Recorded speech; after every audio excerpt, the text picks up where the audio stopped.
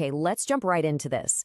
Today, we're opening up the hood on something that is literally staggering, the Orient Pulse project. Normally when we talk about a music catalog, we're picturing what? An album? Maybe a compilation? But the sheer volume and the artistic ambition we're looking at in this explainer today goes way beyond that. We're talking about a massive, sprawling dataset. Thousands of minutes of audio that essentially act as a real-time bridge between ancient traditions and modern global sounds. I want you to just hold this question in the back of your mind as we go through this. What actually happens when ancient Arabic Maqam meets modern synthwave? This right here is the punchy core of the whole Orient Pulse project. It's a deliberate, super high-energy collision of cultures. Just imagine taking a centuries-old Middle Eastern melodic framework and dropping it straight into the neon-drenched, heavy bass line of a 21st century synthwave track. Sounds kind of impossible, right? But the data proves not only that it's being done, but they're doing it on an absolute industrial scale. Okay, let's dive into this. To really wrap our heads around the sheer ambition of this project, we have to start with a single number, 5. This represents the massive geographic sweep of this data set.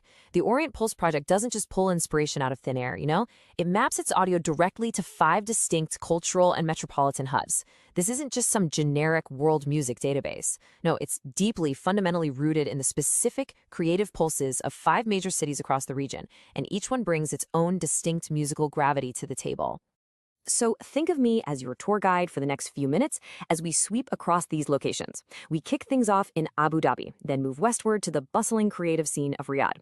From there, we head up to Kuwait, swing down through Qatar, and finally we arrive in the hyper-modern metropolis of Dubai. The dataset catalogs thousands of tracks across these specific places, capturing everything from live performances and duets to full studio tracks.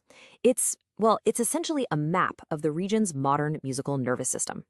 To sum up the ambition here, we can look at it exactly like this: a monumental scale, geographic sweep, and cultural synthesis. It's one thing to have, say, a few artists experimenting in a studio. But Orient Pulse, it represents a structured, completely systematic effort to catalog every imaginable genre under the sun. We're talking everything from acoustic strings to driving techno, while keeping one foot firmly planted in the sands of the Arabian Peninsula.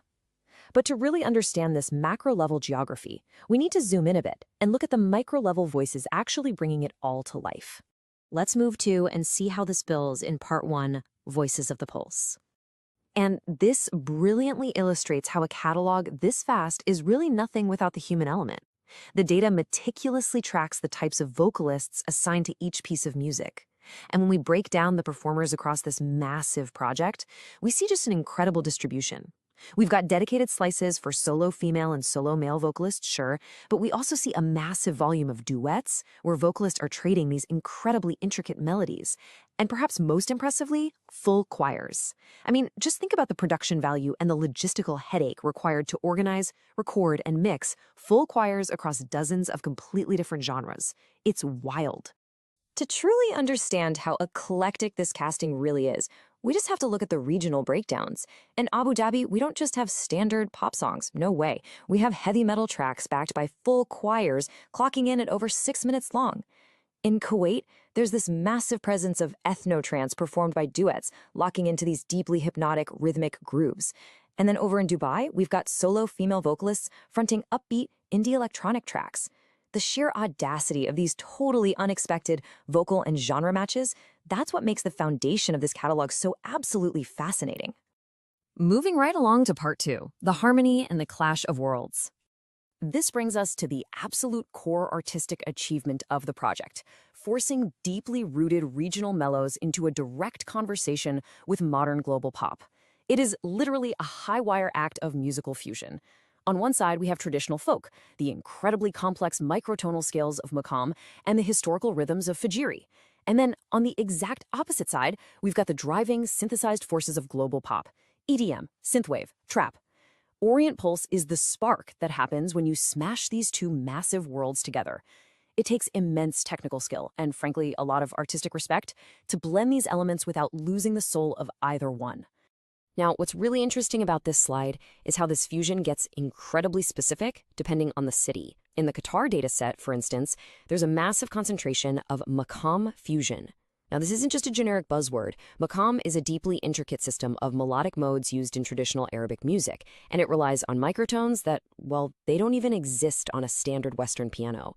By fusing it with modern global beats, these producers are taking a highly sophisticated classical framework and making it pulse effortlessly on modern dance floors. It proves, for sure, that ancient theory can absolutely drive contemporary rhythm. And, the preservation of local history here is just simply beautiful. In the Kuwait dataset, we see dozens of tracks completely dedicated to Kuwaiti Fjiri. Historically, if you didn't know, this is the vocal music of the pearl divers of the Arabian Gulf. It's deeply rhythmic, communal, and incredibly soulful music that was actually born from grueling physical labor out at sea. Orient Pulse manages to capture these deep, localized traditions, elevates them with modern duets and top-tier production, and then places them in a database right next to driving house music and Italo disco. It literally bends time, bringing the historical weight of the Gulf straight into the modern era. Okay, let's speed things up a bit for part 3, the crescendo. Let's look at depth and fusion.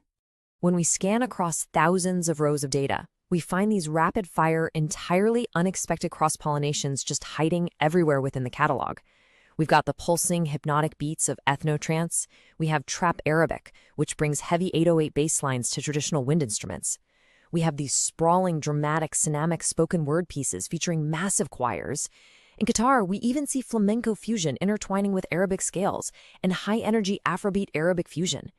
The auditory rhythm of this catalog mirrors the absolute fastest-moving global pop trends out there, but always with that unique regional signature anchoring it down. Stepping back to look at the relationships across this massive dataset, we really start to see distinct city signatures emerge. While Riyadh leans heavily into grand, cinematic sounds with orchestral anthems and high-energy trance, Qatar acts as this massive hub for cultural crossovers, heavily featuring that flamenco fusion and Maqam we just talked about. Meanwhile, Dubai's catalog is heavily skewed toward the digital and the modern. It is absolutely packed with synthwave, dubstep, and aggressive bass music. Every single city contributes a totally unique geographic flavor to these global genres.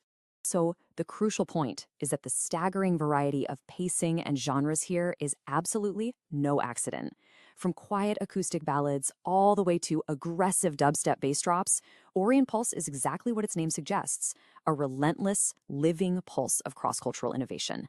It refuses to let traditional music stay entirely in the past, and simultaneously, it refuses to let modern pop music exist without deep cultural context. It's a purposeful, completely beautiful collision.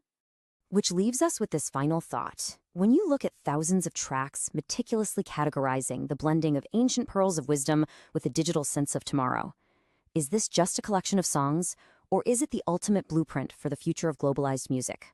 Honestly, the data strongly suggests the latter. It's a cultural bridge, and the traffic on it is moving fast.